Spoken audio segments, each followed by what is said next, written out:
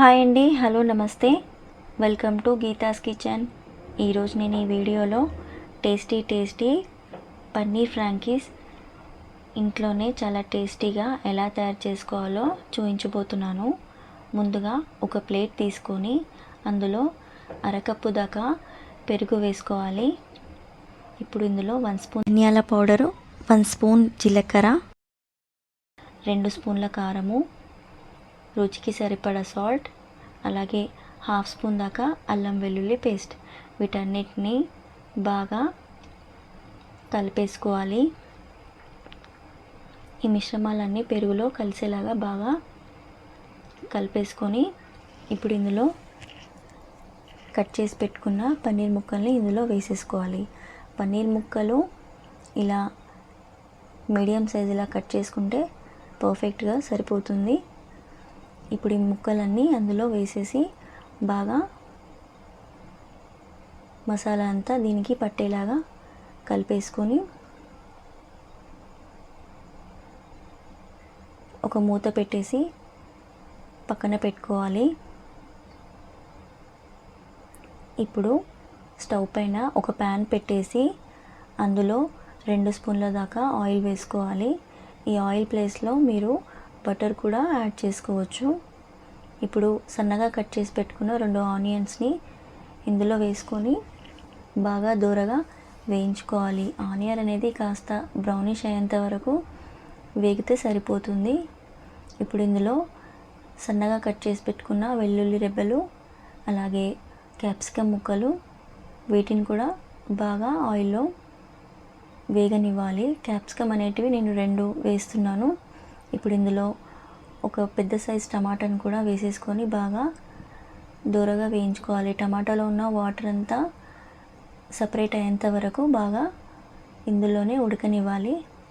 ఇప్పుడు ఇది టమాటా ఉడికిన తర్వాత ఇందులో మనము మ్యారినేట్ చేసి పెట్టుకున్న పన్నీర్ ముక్కల్ని ఇందులో వేసేసుకొని బాగా ఒక 5 to 10 మినిట్స్ పాటు మంటని కాస్త లో ఫ్లేమ్ మీద పెట్టేసి బాగా ఉడకనివ్వాలి.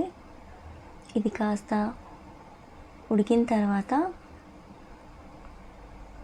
మూత పెట్టేసి పూర్తిగా చల్లారనివ్వాలి. ఇప్పుడు ఇది చల్లారేలోపు మనము ఒక పిండి ముద్దను తీసుకొని చపాతీని ప్రిపేర్ చేసుకోవాలి. ఇప్పుడు నేను ఈ పిండి గోధుమ పిండి తీసుకున్నాను. మీరు కావాలంటే మైదా పిండిని కూడా యూస్ చేసుకోవచ్చు. ఇప్పుడు ఇది చపాతీ పిండిలా చేసుకున్న తర్వాత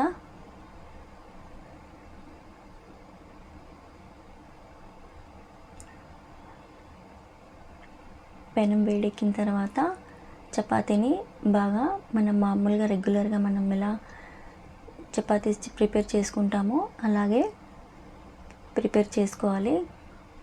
ఇప్పుడు దీనికి ఆయిల్ కానీ, నెయ్యి కానీ, బటర్ కానీ ఈ మూడిట్లో మీకు ఏది అవైలబుల్ ఉంటే అది అప్లై చేసి బాగా చపాతీని రెడీ చేసుకోవచ్చు. ఇప్పుడు ఇది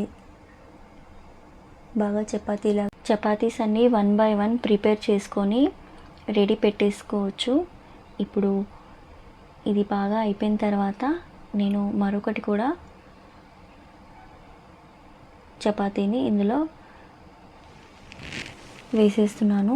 ఇప్పుడు ఈ చపాతీ వచ్చేసి మీడియం సైజ్ చపాతీస్ మనకు ఎంత చిన్న సైజులో ఉంటే అంత లుక్ బాగుంటుంది అండ్ చూడడానికి కూడా పిల్లలు చాలా బాగా ఇష్టపడతారు.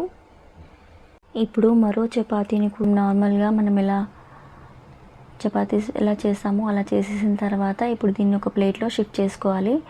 ఇప్పుడు దీనిపైన మనము ప్రిపేర్ చేసి పెట్టుకున్న పన్నీర్ కర్రీని ఇందులో వేసుకొని ఇలా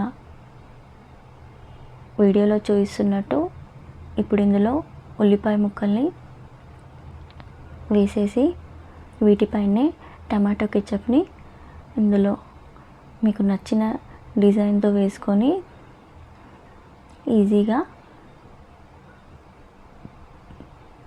ఇలా చేసేసుకోవచ్చండి. ఇప్పుడు 1 సైడ్ ఇలా ఫోల్డ్ చేసి మరో సైడ్ ఇలా వాటి మీద ఇలా పెట్టేసి ఇప్పుడు దీన్ని బటర్ పేపర్తో కానీ లేదా టిష్యూ పేపర్తో కానీ ఇలా చేసుకొని సర్వ్ చేసుకుంటే టేస్టీగా ఉంటుంది. ఇప్పుడు నేను మరొకటి చూపించబోతున్నాను. ఇప్పుడు మరో చపాతీ తీసుకొని ఇప్పుడు టమాటో కెచప్ని బాగా చపాతీ అంతా స్పూన్తో ఇలా అప్లై చేసుకోవాలి. ఇలా టమాటో కెచప్ని పూర్తిగా ఇలా చపాతీకి అంతా అప్లై చేసిన తర్వాత